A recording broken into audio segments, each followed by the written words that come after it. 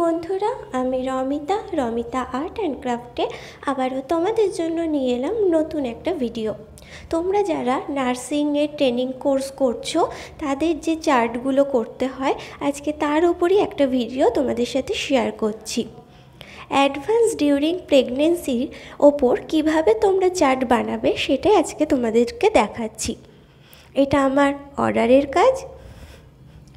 তোমরা ভিডিওটা শেষ পর্যন্ত দেখো, আর আমার এই কাজটা ভালো লাগলে অবশ্যই কমেন্ট করে জানাবে, ভিডিওতে একটা লাইক করবে আর বন্ধুদের সাথে শেয়ার করবে।